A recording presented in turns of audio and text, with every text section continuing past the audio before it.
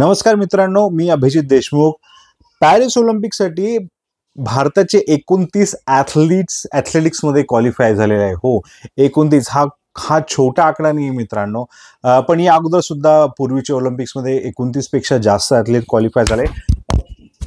आपण जर ॲथलेटिक्सचं म्हणलं तर ऑफकोर्स सगळ्यांच्या तोंडावर एकच नाव आहे, ते म्हणजे नीरज चोप्रा. आणि का नाही येणार? कारण की नीरजनी कुठलीही जी स्पर्धा ही जिंकली नाहीये.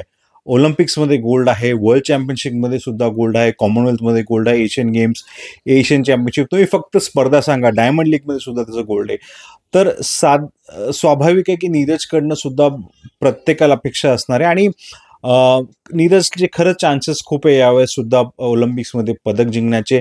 जर तो पदक जिंकला नाही तर मला वाटतं एक फार मोठं सरप्राईज असणार आहे. कारण की ज्या पद्धतीनं तो खेळत आलेला आहे मागच्या अनेक वर्षापासून, मी म्हणतो टोकियो ऑलिम्पिक्सपेक्षा सुद्धा तो उत्तम खेळत आलेला आहे.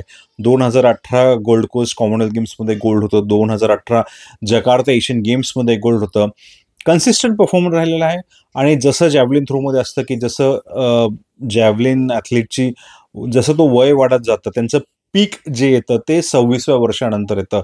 तर नीरज अजून 26 सुद्धा गाठले नाही. तर तुम्ही विचार करू शकता की नीरज पुढच्या सुद्धा येणाऱ्या काळात किती मोठा खेळू शकतो. नीरज बरोबर मला असं वाटतं की अविनाश साबळे, ते मेडलचे चान्सेस नाहीये महाराष्ट्राचा अविनाश साबळे, पण तो फायनलमध्ये डेफिनेटली पोहोचेल. 3000 मीटर स्टीपल चेसमध्ये तो सहभाग करणार आहे. हे त्याचं दुसरं ऑलिम्पिक्स आहे. टोकियो ऑलिम्पिक्समध्ये अनफॉर्च्युनेटली तो फायनलमध्ये नाही पोहोचू शकला. माफ करा, तिथं तो मेडल नाही जिंकू शकला. पण तरी सुद्धा त्याने तिथं नॅशनल रेकॉर्ड ब्रेक केला होता. मागच्या गेल्या अनेक वर्षापासून अविनाश साबळेंनी खूप उत्तम परफॉर्मन्स केलेला आहे. 2022 कॉमनवेल्थ गेम्स बर्मिंगममध्ये त्याने तिथं सिल्वर मेडल जिंकला होता. मागच्या वर्षी झालेल्या एशियन गेम्समध्ये सुद्धा त्याने गोल्ड मेडल जिंकलं होतं. तर अविनाशकडे खरंच उत्कृष्ट प्रदर्शन करत आलेलं आहे. पण मेडल जिंकणं हे खूप अवघड आहे, कारण की 3000 मीटर स्टीपल चेसमध्ये आफ्रिकन कंट्रीज इथिओपिया, केन्या यांचं डॉमिनेशन आहे. 3000 मीटर स्टीपल चेसची क्वालिफिकेशन राऊंड होणार आहे, तर शॉर्ट अविनाश साबळे फायनलमध्ये पोहोचेल ही अशी अपेक्षा आहेच. पण तो पोडियममध्ये फिनिश करणार का? तुम्ही जर रिअलिस्टिक बघितलं तर खूप खूप अवघड आहे. सध्याच्या घडीला अविनाश साबळे टॉप 3 मध्ये फिनिश होण्याचे चान्सेस खूप कमी आहे. पण टॉप 6 मध्ये तो फिनिश होऊ शकतो. स्टीपल चेसमध्ये किंवा कुठल्याही लाँग डिस्टन्स रनिंग आहे, मग ते 3000 माफ करा 5000 मीटर असू द्या किंवा 10,000 मीटर, याच्यामध्ये लास्ट जो लॅप असतो त्याचं महत्त्व खूप आहे. जेव्हा रेस सुरू होईल तेव्हा हे बघण्यात इंटरेस्टिंग आहे की ती जी त्यांचे जे पळण्याचा जो ग्रुप असतो तो कसल्या स्पीडमध्ये पळतोय आणि लास्ट लॅपमध्ये शेवटच्या 250 मीटरमध्ये कोण लीड घ्यायचं ठरवतो. जर अविनाश साबळे शेवटच्या 250 मीटरमध्ये जर तो टॉप पहिल्या 5 मध्ये असेल तर त्याचे चान्सेस थोडे वाढू शकतात. पण जर तो टॉप 5 मध्ये नसेल तर त्याचे चान्सेस जिंकण्याचे खूप कमी होईल. ॲथलेटिक्समध्ये एक एक किक म्हणण्याचा अर्थ असतो की शेवटच्या क्षणी, शेवटच्या 250 मीटरमध्ये जो किक चांगली घेतो तोच खरं जिंकतो. कारण की इतक्या कंटिन्युअसली तुम्हाला 3000 मीटर मध्ये 7.5 लॅप असतात.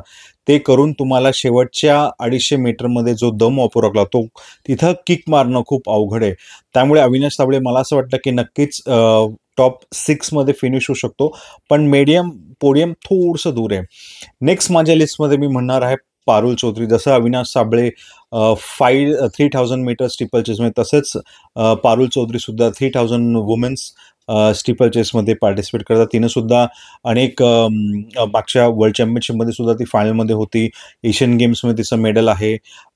तर पारुल चौधरी सुद्धा अशी ॲथलीट आहे जी फायनलमध्ये नक्कीच आपल्याला पाहायला भेटेल.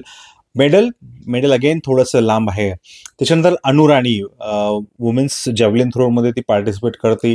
तिचे सुद्धा फायनलमध्ये पोहोचण्याचे खूप चान्सेस आहे. पण मेडल अगेन सांगणं खूप डिफिकल्ट आहे, कारण की ॲथलेटिक्समध्ये तुम्हाला कळून येतं की हे खरंच मेडल जिंकू शकता का नाही. त्यामुळे अनु राणीचं मेडल थोडं दूर आहे, पण ती फायनलमध्ये डेफिनेटली खेळणार आहे. वुमेन्स 4x400 मीटर जे टीम आहे भारताची, अनेक वर्षापासून त्यांनी खूप उत्तम परफॉर्मन्स केलेला आहे. पी-टी उषानी ती जी क्रांती घडवली होती ॲथलेटिक्समध्ये, त्या क्रांतीमध्ये वुमेन्स 4x400 मीटर टीम नेहमीच उत्तम प्रदर्शन करत आले. एशियन गेम्समध्ये त्यांनी अनेक गोल्ड मेडल जिंकले. पण यावेळेस असं वाटतंय की वुमेन्स टीम फायनलमध्ये पोहोचेल. त्यांचा प्रवास खडतर असणार आहे, पण ज्या प्रकारे एक एक्सपिरियन्स पुवम्मा म्हणून विस्मया पुवम्मा एक जी ॲथलीट आहे, तिनं 2008 बीजिंग ऑलिम्पिक्समध्ये आपलं पहिलं ऑलिम्पिक्स खेळलं होतं आणि ती सुद्धा यावेळेस टीममध्ये आहे. तर डेफिनेटली असं वाटतं की फायनलपर्यंत जाईल. मला असं वाटतं की मेडलपेक्षा ॲथलेटिक्समध्ये फायनलमध्ये पोहोचणं सध्या भारतासाठी खूप मोठी गोष्ट आहे. अपार्ट फ्रॉम दॅट किशोर जेना जो नीरज चोप्रासोबत सुद्धा जॅव्हलिन थ्रोमध्ये असणार आहे, त्याचे फायनलमध्ये पोहोचण्याचे चान्सेस आहे. मागच्या वर्षी जेव्हा बुदापेस्ट हंगेरीमध्ये वर्ल्ड चॅम्पियनशिप झाली होती, तिथं किशोर जेना फायनलमध्ये पोहोचला होता.